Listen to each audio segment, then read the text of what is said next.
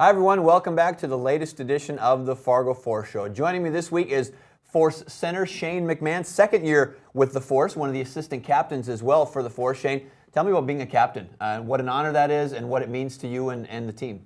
It's definitely an honor, to be voted in by your teammates as a leader. It's definitely good. It's nice to see. Talk about the difference between your first year with the Force last year and now second year this year. Just the changes, how much more comfortable you are, all that kind of stuff, second year to first year. Yeah, second year, you feel more comfortable on the ice. You know what to expect. You know how everything's going to go. So it's definitely easier this year. 44 games last year, 3 goals, 5 assists. This year, 29 games, 2 goals, 3 assists. Describe your style of play in your game?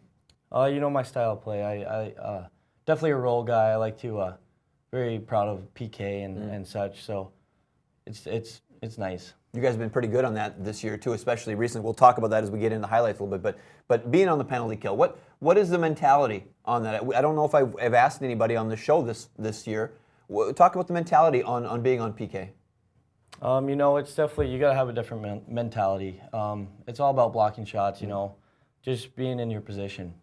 Is that something you've always kind of done? I mean, been one of those guys that have done that and kind of maybe, you don't get all the glory or all the numbers, but been willing to kind of do some of that dirty work and that kind of thing to help the team? Yeah, always. Describe this season with the Force. We've talked to a few guys on the show this season, and it seems like it's, the term roller coaster up and down has been, bandied about a lot. How would you describe this season so far? Yeah, definitely roller coaster. It's been up and down, but once we get going, I think the season can be really great.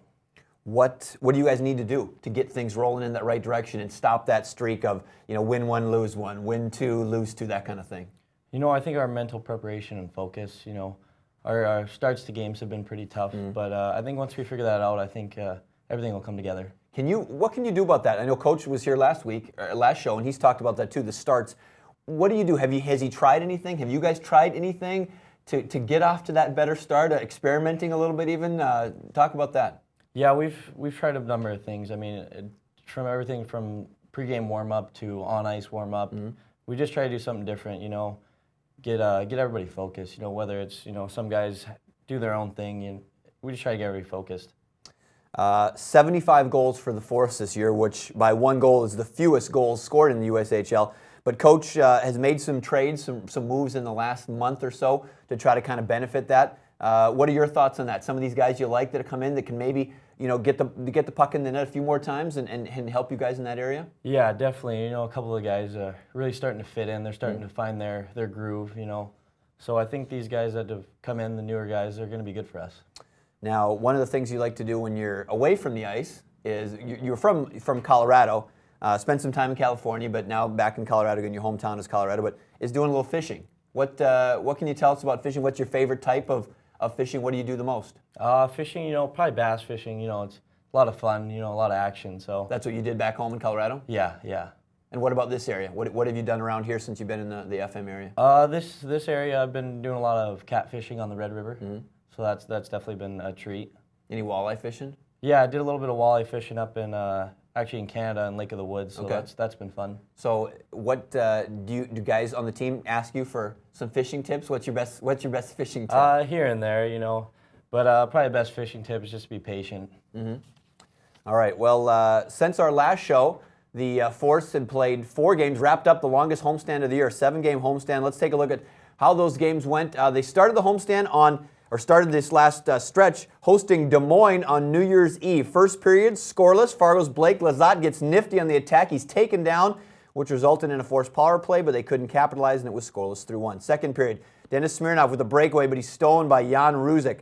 But Fargo did break through for 2 goals in the period. They added 2 more in the third, and they win it 4-1 to send 2015 out with a bang. 4-1 the final. Goals by Lazat. Jack Adams had 2, and also Hank Crone. Dennis Smirnov had 3 assists.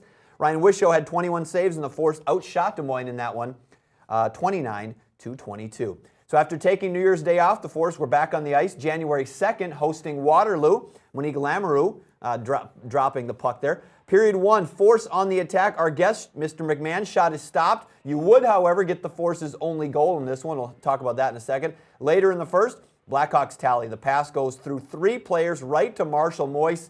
2-0 Waterloo after a period. Fargo, though, kept scrapping and battling. Watch the big hit along the boards by Cole Gallant. Fargo cut it to 2-1 early in the third, but that's as close as they got. Waterloo wins it 3-1. Goals by McMahan, as we said. You were assisted by Gallant and Johnson. Wisho had 23 saves. And again, the Force outshot their opponent 29-27. But disappointing, Shane, to come up and lose again. But you got that goal as well. There is it kind of a little mixed feeling, I imagine. Nice to score, but obviously you want to get the victory. Yeah, definitely a mixed feeling. You know, it's nice to score when you can, but it's definitely tough to lose. All right, so the following weekend, the Force then wrapped up their longest homestand of the year, as I said, a 7-gamer by hosting the Chicago Steel twice.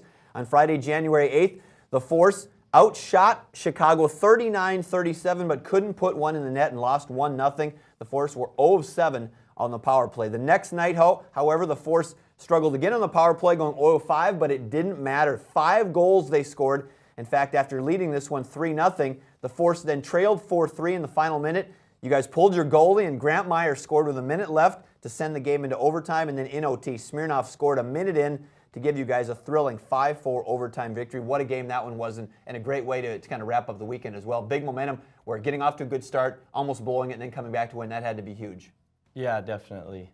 What do you remember about that game? What was the key? When you get up to a big lead like that, 3-0, is there a tendency to kind of relax a little bit, and then maybe they ended up getting back into it, and then you guys kind of had the mental fortitude to finish it off there? You know, yeah, you try not to relax. I mean, you really want to keep the gas pedal going, but obviously we did take a step back, and they capitalized on that. But to definitely come back at the end of the game and tie it up was huge for us. A big confidence booster to win one like that, where you score pulling your goalie at the end. I mean, that doesn't happen a whole lot. Yeah, no, definitely. Well, let's take a look at the USHL Western Conference standings then after these past 4 games. Just past the halfway point in the USHL, Lincoln still on top despite going 3-6-1 in their last 10 games. Tri-City there 4 points back of Lincoln with 35, and then the last 6 teams are all separated, as you see, by just 6 points. Omaha there, the Force at the bottom with 28, but the biggest mover probably of the week was Des Moines. They were tied for last 2 weeks ago. They went 7-3 in their last 10 games. The Force 4-5-1 in their last 10. When you look at those standings, Shane, what do you think? What comes to mind? They're really close. It's really tight conference this year, and I think it's anybody's game right now. Is it? I know Coach said last time we had him on the show, he's never seen it this tight, this far into the season, where so many teams are grouped so close together like that. Yeah, it definitely was not this close last year. So. Do you guys just feel like when you guys are that close, to just feel like, hey, if we can just get on that run, that 3, 4, 5 game winning streak, or go 7-3, in a 10-game span, is it something like that where you're just right there and it's there for the taking? You just got to kind of do it? Yeah, definitely. We look to a couple home game weekends. We got 4 coming up here in the next couple weeks, so those are games we definitely need to win. All right, let's take a look at that upcoming schedule then for the Force. Starting on January 15th and 16th, you guys are on the road at Sioux Falls on Friday, January 15th, then at Lincoln on January 16th. Lincoln is the first place team, but has been struggling a bit, as we said. Good way to make up some ground, though. All these teams are ahead of you in the conference. Then the following weekend, January 22nd and 23rd, you guys host Waterloo. 0-2 versus the Blackhawks this year, but like you said, they're just 4 points ahead of you. So great opportunity in these next 4 games to make up some ground. Yeah, especially against teams in our conference. They're 4-point games, really. I mean, we can go up 2, then go down 2. So they're big games. You guys have done fairly well against Sioux Falls as your coach's old team. Waterloo, we've only played them twice, but 0-2. Is there a certain team out there that maybe just has it been a tough matchup for you so far, whether it's the style of play or something along those lines? Is there those type of teams out there? Teams definitely got your number sometimes. I mean, it's tough when you don't get bounces you want, but I think any team can beat any team in this league. So, and imagine by the same token that there's teams that maybe when you take the ice, you guys just have a good feeling. You just know you match up well, or you had success with them in the past, and you kind of have a good feeling going in, I suppose. Yeah, definitely. All right. Well, Shane, thanks for being here this week. Appreciate it. Best of luck the rest of the way. Yeah, thanks for having me. All right, Shane McMahan, our guest this week on the Fargo Force Show. Have a good one, everybody. We'll see you next time.